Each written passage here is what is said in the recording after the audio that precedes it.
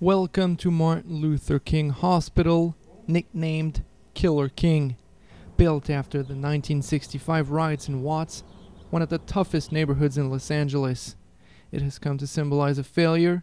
In 2007, a patient lay here and bled to death during 45 minutes. Since then, the hospital is shutting down many of its services, such as the intensive care unit and the trauma center. These are rare images of what's left. After the scandal, the federal government terminated funding and closed parts of the facility. The equipment remained, but the doctors all left.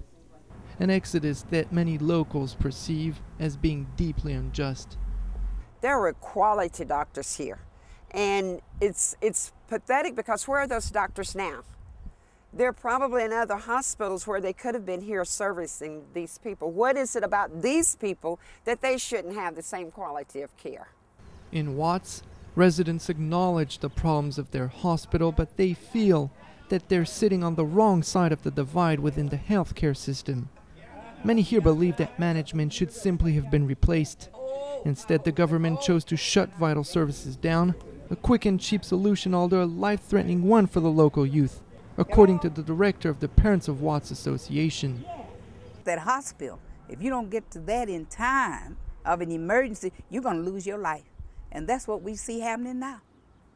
We're losing our young people, especially from the gunshot wounds.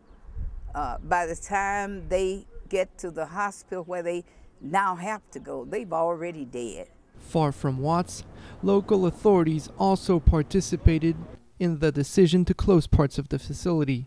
The district supervisor speaks of failures to comply rather than health care for the have-nots. Well, you know, I think there's enough blame to go around for all of us. There's blame that we didn't go in and make sure those doctors performed their duties. There's blame that we didn't fire some of the nurses who were in civil service. Once the pride of the neighborhood, King Hospital now provides only a few services. But for its low-income or uninsured patients, it remains their only access to care. In order to remedy this healthcare crisis, local authorities are still hoping to sell the facility to a private operator.